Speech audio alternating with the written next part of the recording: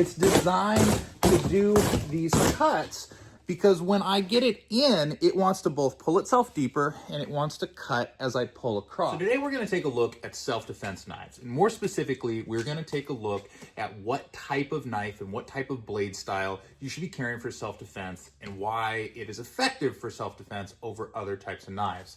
A lot of things that I see, and something that really kind of grinds my gears, so to speak, is when we look at knife training and we say, you know, the attacker is going to come in, we're going to draw our self-defense knife, and we're going to do some kind of strike to get away. This is one that I see on the YouTube and the internets a lot. This idea that we're going to pull the knife, we're going to take a couple targeted strikes, and we're going to get out of there.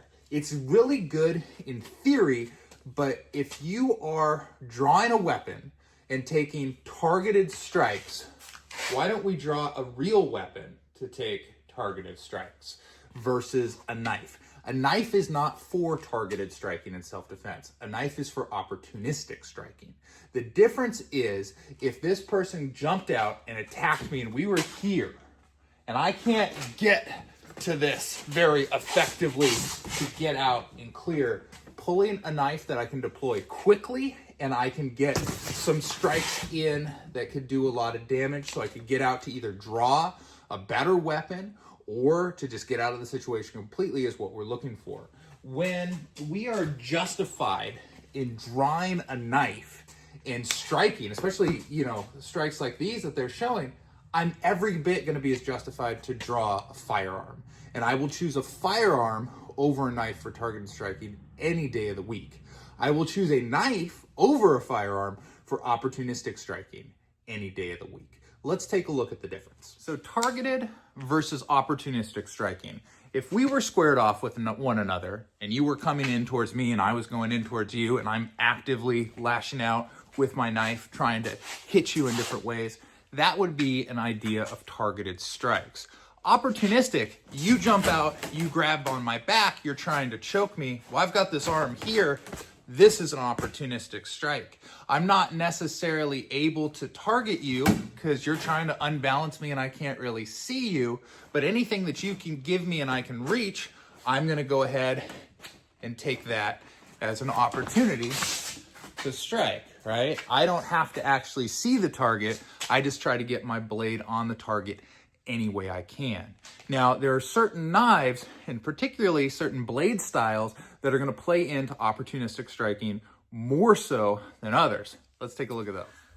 So we'll start by looking at these two Milwaukee fastback knives. If you haven't already, go ahead and subscribe to the channel. I do have a review of several Milwaukee knives, as well as a lot of self-defense knives and different things that you can check out. The reason that we're going to look at these two fastbacks today is that they're more or less the same weight, the same style, the same overall blade length, and they're going to give us a way to compare just the effectiveness of this blade, which is your traditional, just regular, straight knife blade here, versus this blade. This is the Milwaukee Hawkbill. And what we're looking at particularly is this curved blade.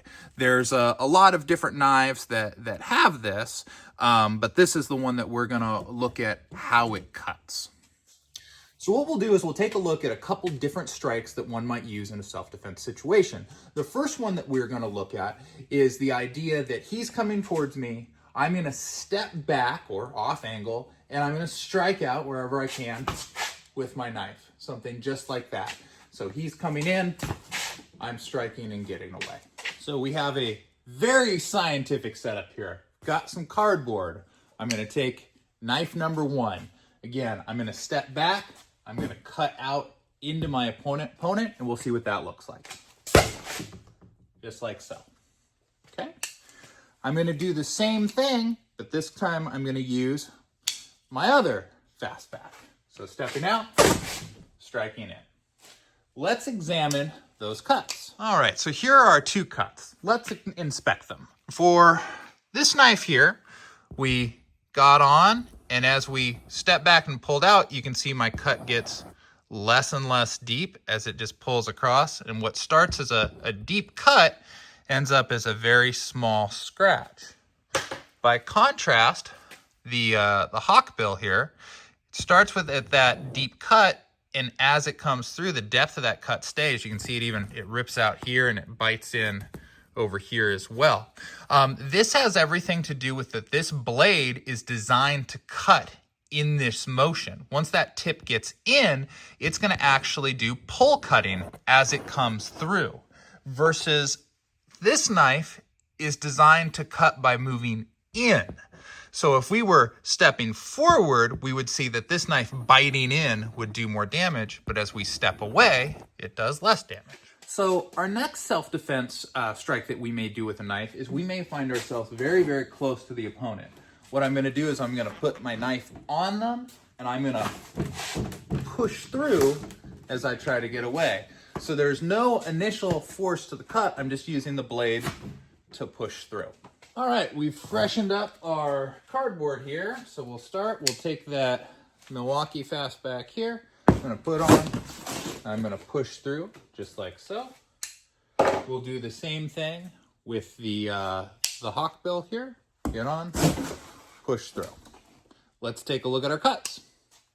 So looking at it, same kind of thing. We have virtually the same amount of distance for either of those push strikes, but you can see the first one, very faint all the way through. The blade is cutting, but it's not cutting deeply. As it comes off, maybe slightly deeper, versus the Hawkbill starts kind of small, and as it goes in, it's actually dragging itself deeper into the cut. So in both instances, the hook blade is actually working to cut more deeply and more effectively just by the shape of the blade. So if you're going to carry a knife for self-defense, I would strongly advise carrying one that has a hooked blade, such as this Milwaukee. Now, would I suggest the Milwaukee Hawkbill for self-defense?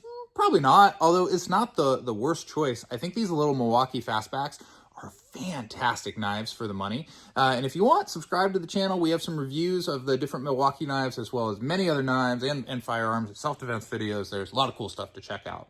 Now, this knife, again, it's designed to do these cuts because when I get it in, it wants to both pull itself deeper and it wants to cut as I pull across. Knives can really only do 4 things. They can stab, they can chop, they can cut, or they can rip. And that rip is what these knives excel at. They're getting the tip in and letting you drag across. And that can do a lot of damage, and it really fits the motions for self-defense. Now, I said the Milwaukee Fastback isn't my first choice, but there are several good ones out there to choose from. One is the Cold Steel Black Talon. This is the Black Talon 2. It is serrated. Serrated is very good because if your attacker was, wearing a big leather jacket, this is still going to do a lot of damage, and it's going to cut in very effectively with those serrations. It's the same thing. It's got that hook. You can see it has a more aggressive, hook to get in there than does the Hawkbill. G10 handle, and it has that Cold Steel Triad lock. This is a very durable, very, very strong knife. Not the one I carry, but I think a very, very good choice. I carry the Fox Knives Karambit, and the reason I carry that is the speed of deployment and the ability to have extra weapon retention here. In a self-defense situation, I think about when I would be pulling something like this is 3 people jump on me. I can still get this out, I can still retain it, and I can still, cut with it very, very effectively, just like so. It's also a knife that has a G10 handle. This is the Stormtrooper version.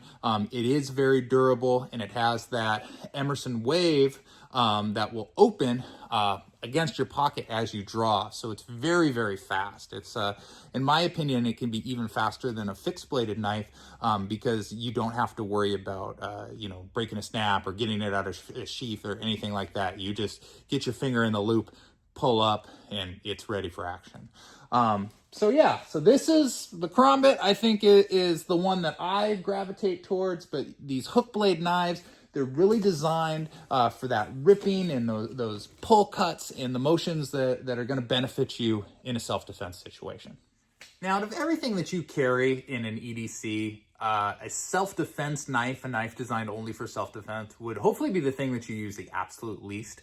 And statistically, you're probably never going to draw that knife for its intended purpose, that being self-defense. However, if you're going to carry a knife for self-defense, I think a hook-bladed knife, a karambit, something that is made for defense and made for that close quarters, that, you know, that opportunistic striking, you know, makes way more sense than any other type of knife. Now, I carry multiple knives because I have that karambit just for that. I do not do anything else with my karambit. I don't even ever pull my karambit unless it's really for these videos. I love my karambit so much, I want to do something with it, so I started shooting these videos. Now, I carry like a Cold Steel Recon 1 Tonto, and that is my tactical folding knife that I do everything with, and you know, that is kind of my go-to knife for stuff. If you do not want to carry two knives, I would advise carry a knife that's going to get you through your regular tasks, you know, that lets you do your day-to-day stuff, you know, the stuff that you need to do. Carry a knife that helps you do that stuff.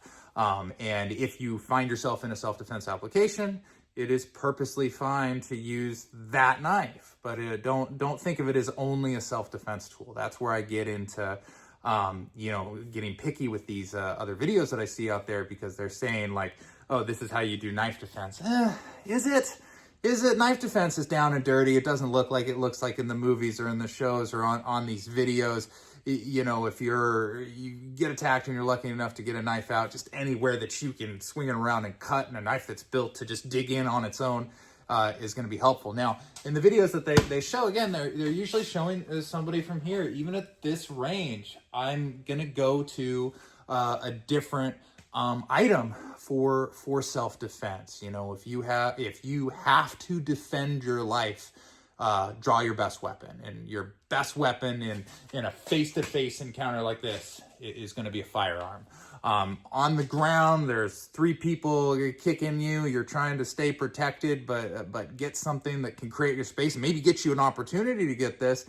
Yeah, that's when a self-defense knife makes sense. You guys have a fantastic day. You know, subscribe to the channel and look forward to more videos.